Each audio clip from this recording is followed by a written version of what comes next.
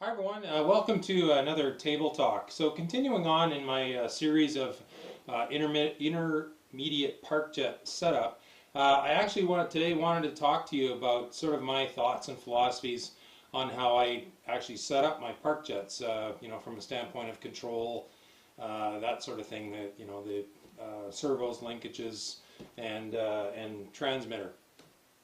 So in this series already I've talked about the different control surface choices that you might make and why you would make those. So I build all my planes with elevons, ailerons, and rudders, so I'm not going to talk too much about that. I wanted to kind of go back a little bit. When I first started off in this hobby, flying park jets, the trend at that time was, folks were using like huge amounts of throws, like 2 and 3 inches of travel, huge amounts of expo, and trying to fly, or essentially flying with sort of 3D setups, I guess, if you want, big massive amounts of control surface throw. I'll post a link to a video. I think it's 5 or 6 years old now. I nicknamed it MiG-29 V1 Lawn Dart because it was kind of a short flight, and I lawn darted my MiG-29 V1 into the ground. Fortunately, it survived, and I kept flying it for many more flights.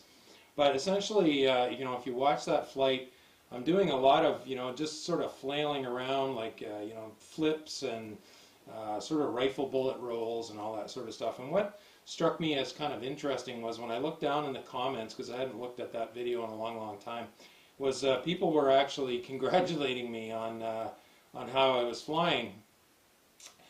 So anyway, that was kind of the thing at the time. So what I found was trying to fly. I got to a point where I wanted to fly my planes more precisely and sort of more close to scale, like the real planes would fly. And I found it very, very hard to do that with huge amounts of control surface throw and huge amounts of expo. I just didn't quite have the feeling for the plane that I was looking for, and it was very, very hard to fly smoothly with those huge throws and huge amounts of expo, because if you put a whole lot of expo, 50-60% expo, your stick is pretty slow. Your control input response is pretty slow around the center, so you get to a point where you're pushing the stick, and then all of a sudden the effects of the expo start to bleed off, and now all of a sudden, if you've got 3 inches of control deflection in your elevons, now all of a sudden, whack, your plane is essentially turning on a dime when you don't necessarily want it to. The other thing too is that obviously my skill levels were not at what they were now. And the one thing with these prop and slot park jets as well is that elevons sometimes can be a bit of a detriment. So I've got full deflection there.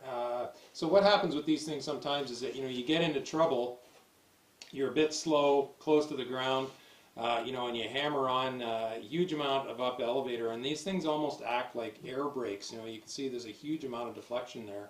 And then typically, for me anyway, I would hammer on more power, which would make it just worse. It would slow it down even more, or then it would eventually get to the point where it would be close to a stall, and then it would flip.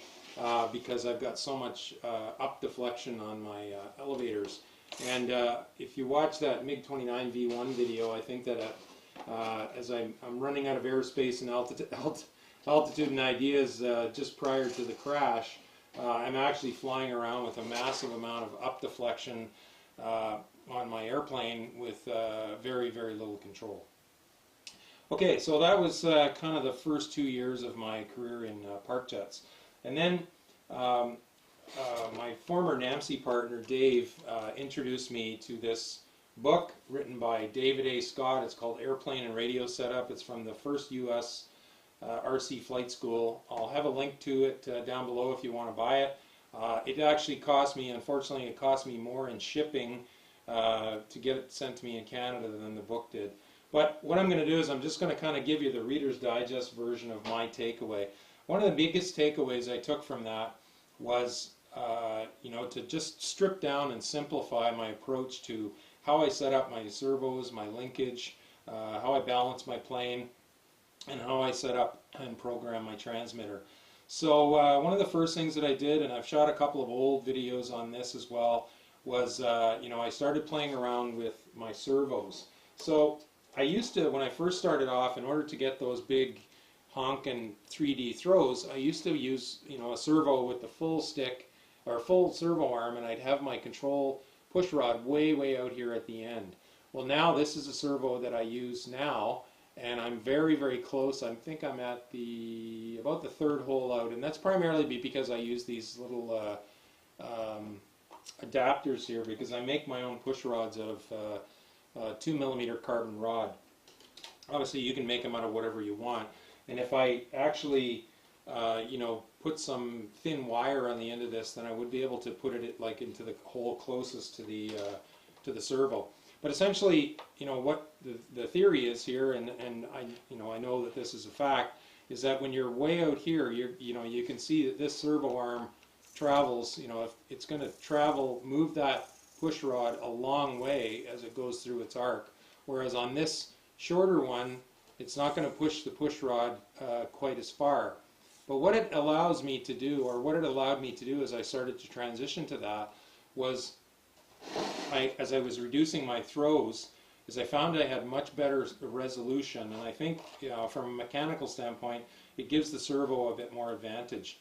And I was able to, what I found was, if I was trying to put slow, gentle stick inputs with my push rod way out here at the end, was the servo, the control surface would actually kind of waver, jerk a little bit.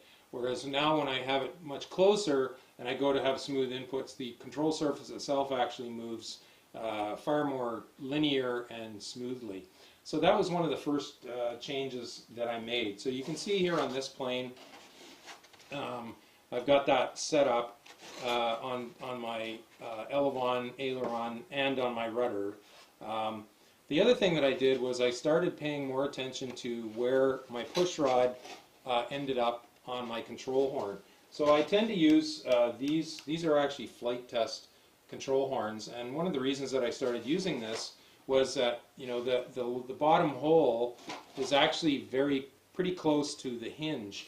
So what that does is that it still gives me good mechanical advantage, and as I was dialing down my throws, I didn't need the huge amounts of deflection, and again this gave me better mechanical advantage, and it made the movements of the control surface much smoother.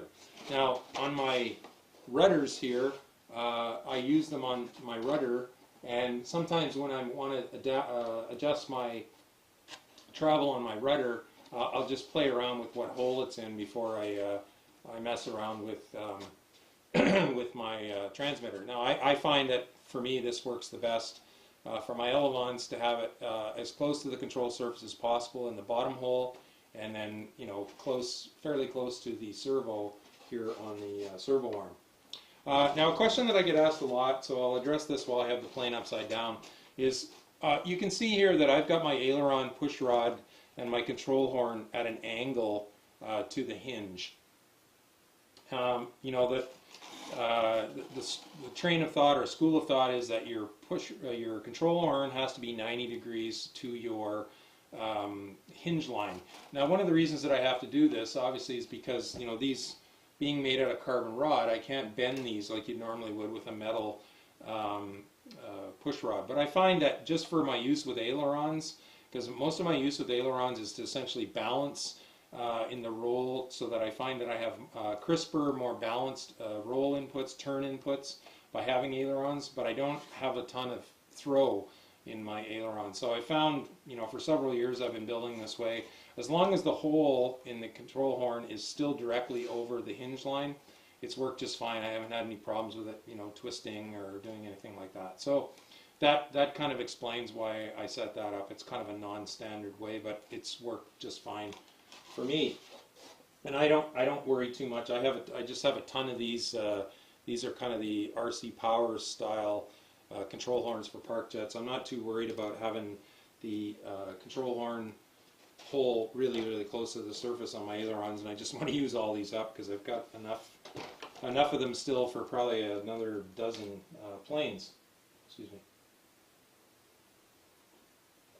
So I also, as part of my ParkJet workshop build series, I did a thing about servos, the servos that I use and the linkages that I use. So if you have questions on how I, where I get my servos, my philosophy for the servos that I use, you could go watch those. But I found to keep things light, I use 9-gram nylon gear servos for my elevons and 5-gram nylon gear servos for my rudders and my ailerons. It saves me well over about an ounce compared to using 6 9-gram servos or using metal gear servos. I haven't used metal gear servos in a long time. I think that they, personally, I think they're just overkill, and they add a lot of excess weight that you don't really need.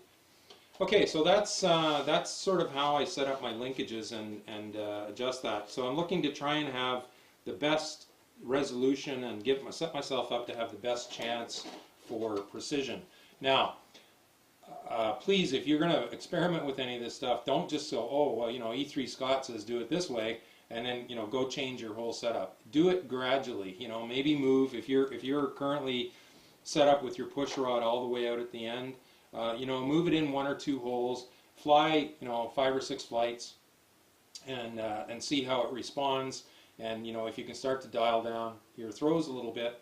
I like to have my throws. You know, I watch a lot of videos of the real planes flying, so I like to set up my throws so that, you know, my roll rates, my pitch rates, turn rates are as close to what the real airplane does. So if you know, if you want to sort of practice and experiment flying that way, I find that sort of flying to me is far more rewarding because I'm constantly challenging myself, you know, to try and emulate the real plane. So you can go watch some of those videos. I have a playlist, a couple playlists of I think the MiG-35 and the Su-27, like the real planes, you know, at different air shows. Okay, so it's one of those things where, again, you don't want to just, you know, automatically go from you know, 3 inches of throw and 60% expo to you know, 1.5 inches of throw and half that amount of expo. It's something that, you know, when I transition into doing this the new way, both setting up my planes and my transmitter with the expo, I probably did it over a series of about 40 to 50 flights, you know, just very, very gradually. And, you know, you make the change, fly it for 5 or 6 flights, see how that you get used to that. And if you think, okay, I can, you know, maybe reduce it some more, then, you know, find your comfort level. Again, don't do what I do just because I do it. You know, find your comfort level. Maybe none of this stuff will be useful to you, depending on how you like your planes to fly. But again, I'm just kind of giving you my philosophy and my thoughts. Maybe if you're, you know, you find your current setups or your flying styles getting stale, or you just want to experiment. Okay, so the other thing that I did, and I did a video called How I Became a Two-Finger Pilot, was I changed my way of handling my transmitter. And I know that, you know, these setups and talking about throws and expos and how you set up your transmitter sometimes can be a very emotional thing. I know that at my flying field there's been some very spirited discussions over time about which is better, thumbs, pinch, whatever. And again, it's one of those things where you just have to experiment and find out what works best for you. Okay, so I fly in this transmitter. This is the ER9 or Turnigy 9X. I've had this for a long time. It's still around. I think it's been updated now. You can have, it has AF HDS 2A in it. At the time when I picked mine up, one of the popular upgrades was to upgrade it with ER9X firmware, which was kind of the predecessor to OpenTX. OpenTX, OpenTX, when I modified this transmitter, was just kind of in its infancy, and you could flash it onto this, but I just went with ER9X because ER9X was proven. So anyway, it's very similar, tons and tons of mixing abilities, and because I fly with this a lot, you know, that's why I got to the throws that I have. It's still, I've been using this transmitter for over 5 years now, and the spring, the stick tension is still really nice and stiff, which has allowed me to go down to the levels of expo that I fly with. Over the last year almost, I've been experimenting with this the FlySky FSI 6. Very good transmitter, very good, you know, for a basic park jet setup. But obviously, big difference. These sticks are far looser. They're more closer, probably to, you know, like a video game console, I guess, for stiffness. So the same rules don't apply with the Expo. And the point that I'm trying to make here is that, you know, if I tell you, oh, I use 15% Expo in my trim, in my roll, and my pitch, and 20% in my rudder, depending on your transmitter, you know, your stick tension and other things, that those same Expos might not apply. So again, when I started doing this, what I would do was, you know, I would take my amount of throw down by, let's say, I don't know, 10%, and my amount of Expo down by, say, 5%. And I'd fly, you know, 4 or 5 flights. Again, I was taking on a lot because I went from being a thumb pilot to kind of a 2-finger modified pinch pilot at the same time. So again, I took you know, I took it very slowly, and I would fly, you know, reduce it down, the throw down and the Expo, you know, fly it for 5 flights, adjust to that, and then I kept coming down until I got to the point where I was comfortable. So in this transmitter with all my planes, you know, I use, like as I said, I use 15% Expo in the roll and the pitch, and 20% in the yaw or the rudder, and that seems to work really, really well for me. So again, if it's something you want to experiment with, you know, take it at very, very little bites at a time. You know, don't just automatically jump from being a thumb pilot to a pinch pilot or whatever. If you have a simulator, that's a really great way to experiment and see how it feels. You know, if it feels like really, really uncomfortable for you, then maybe it's not for you. Fly with what's most comfortable for you. I mean, there's enough going on with your airplane as it is. You don't need to be stressed out about, oh, I'm holding it, feels so funny how I hold my transmitter, you know, and then the next thing you drop it or whatever, and you know, the next thing you're doing a shameful walk to the point of impact with your park jet. So yeah, so that's kind of what I have done with my setup. Like I said, I find it just gives me, you know, and to compare, for example, 15% Expo in this transmitter, I found I've needed to go to almost 60% Expo to get the same feel, because these sticks are much lighter on the springs, just the way that I've done it. So again, your transmitter, I know there's gobs and gobs of different transmitters out there right now.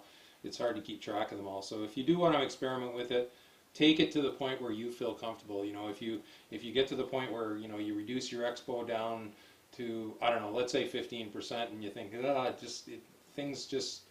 it reacts way too fast, then just, you know, then bump it back up again till you get to the point where you feel comfortable, and just see how it feels. You know, like if you're not looking to play around and fly your park jets, you know, kind of in a scale manner, or you want to really focus on keeping things smooth and you know, jitter free, then just sort of find what works for you.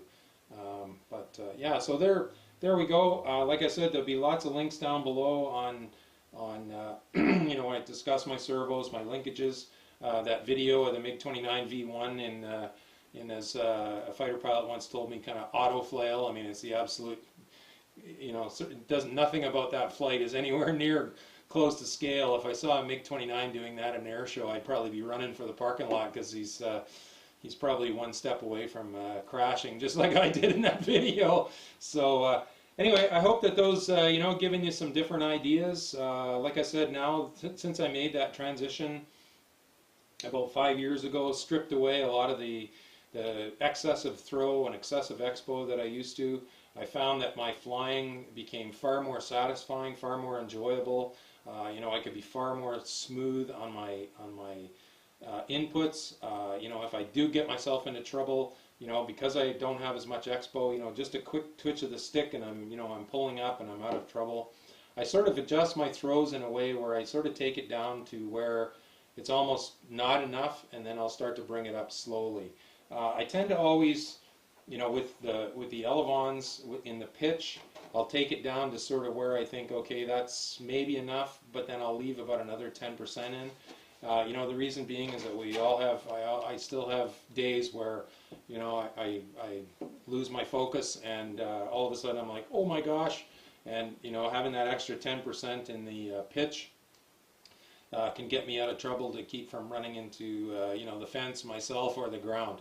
So anyway, I encourage you, you know, experiment. If you find your flying has, you know, is a little bit dull, or you want to experiment, and if you're just beginning, then maybe it's something that you can start implementing as a beginner before you kind of get to this intermediate level. Because once you start to experiment and get that muscle memory, you know, then it becomes far more natural to you. And I just find it, like I said, I find it very rewarding, because I can constantly, I'm always, you know, trying to carve my plane around the turns and in the loops and in the rolls and all that sort of stuff in the way that the real plane would. So I'm going to do, again, if you haven't heard, I'm going to be building a MiG-35, NAMC MiG-35 in the intermediate build series of videos. And what I'm also going to do is I'm going to use that plane to back up a lot of these setup videos that I've been discussing about, you know, ailerons, or elevons, spoilerons, rudder, flapperons, that sort of stuff. I'm going to do a bit of a flying series to show you the impact of having those on your plane. So please, again, check out the comments down below. If you have any questions, please don't hesitate to ask. I'd be more than happy to try and help you out if I can. Thanks very much for watching. Blue skies, calm winds to everyone. Park jet noise, the other sound of freedom, baby. Take care.